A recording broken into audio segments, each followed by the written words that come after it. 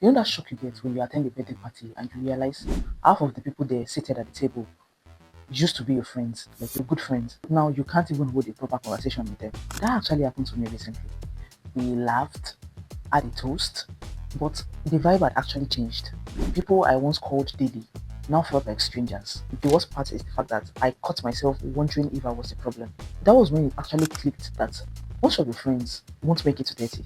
If they do, give it a few more years, they'll shift. And that's actually not a tragedy. It's actually healthy. There is a myth to what we call friendships forever. We grew up believing friendships were like family, forever, ride or die. But in our 20s and our 30s, life actually moves differently. You get a new job, you relocate, you get married, get babies. There is just a lot of stress. And everyone is actually doing their best to adjust. Everyone is doing their best to cope with the ever changing world. So the people you thought would be always there might only be there for a season. So this isn't betrayal. It's not wickedness. It's just simply capacity changing. Let's say you're a 25-year-old or a 32-year-old who is barely surviving a draining week, and your bestie from uni is ghosting you because she's planning a wedding.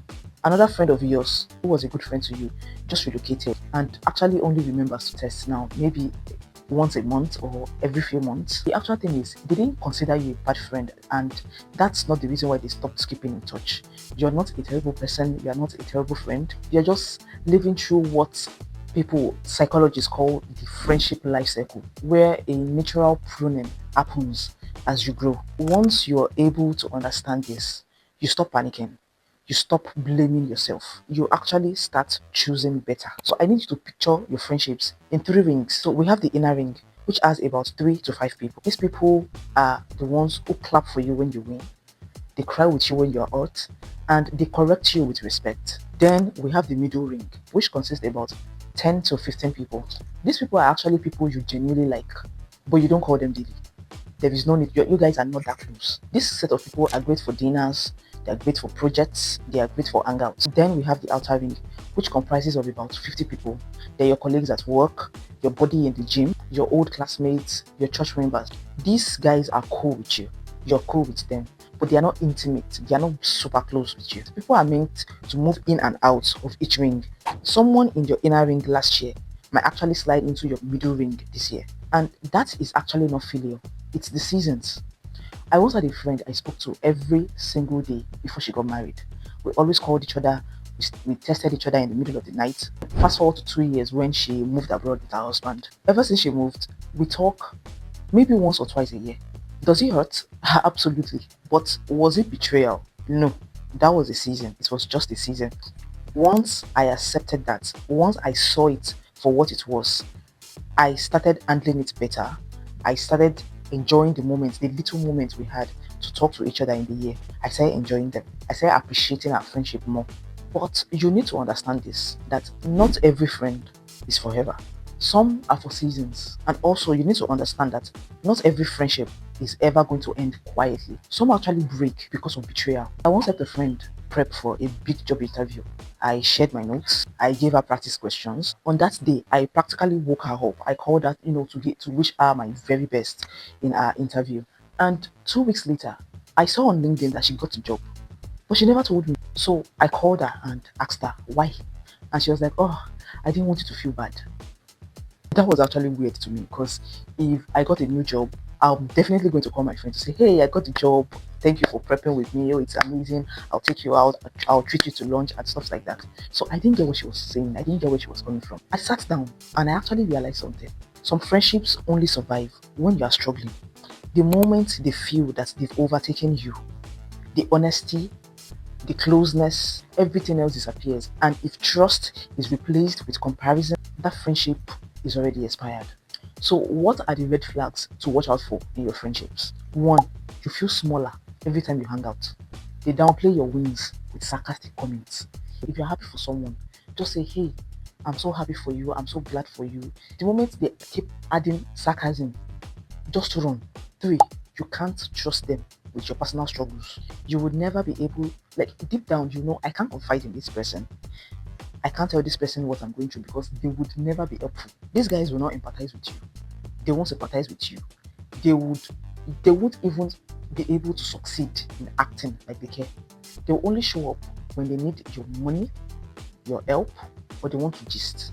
At some point, you start dreading seeing their names pop up on your screen. If you go through all these points I gave you and you're already taking 2, 3, or more, that friendship is already draining.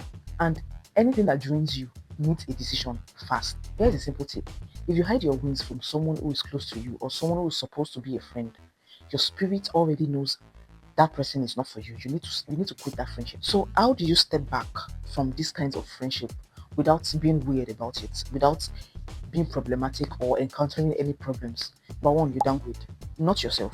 Don't downgrade yourself. You downgrade this friendship, which means you move them from your daily calls to once in a while check-ins. You send them a simple text and say, hey, life has been so busy, but I would love to catch up once a month. 2, you take a pause. If your boundaries keeps getting crossed, just tell them, hey, I'm focusing on my mental health right now. I'll be less available, and I really hope you understand. If there is a repeated betrayal or a repeated disrespect, you could completely exit the friendship. Just tell them, hey, I really value our history, but I cannot continue with this friendship. I am wishing you well as we both move on. Sometimes love is simply stepping back. So we know ending or downgrading a friendship actually hurts, even though it's the right move. So what do you actually do to help your situation? Basically 2 things. You mute yourself. You don't stalk the friendship. You don't become a stalker. You don't check what your friend is doing on social media. If they already have a new friend, you just stay in your lane and do something else. Do something else that keep your mind away from the memories of that friendship so you can heal on your own. You need to be able to protect your peace. You replace every form of habit you used to have with that friend with something else. If you guys used to go horseback riding, maybe you go to the gym, maybe you journal, maybe you read, maybe you watch a movie. Just fill in that time with something else until you are completely good on your own. So if your circle already feels like it's shrinking, don't panic. Just let the seasons end. It's actually not wickedness to let seasons pass, to let them end. I need you to think about your circle for a second. Out of all the people you call your friends, who honestly and genuinely deserve the same access to you this year? Who actually deserves the same access to you from now to the end of the year and even starting next year? Who needs to be cut off before the end of the year? Do you need to downgrade someone to once in a while calls, or you need to pause a draining friendship to focus on your mental health? Comment downgrade, pause, or exit, and I would reply with practical advices. If you had to rebuild your circle from scratch today, who is that person that you would want to keep in that circle no matter what? Tag them in the comments and let them know the matter. Friendships are not forever, but some people actually really deserve to be in your inner ring. This is your reminder to celebrate them while they are still here. Please don't forget to send this to that one friend who actually needs the courage to have this kind of talk.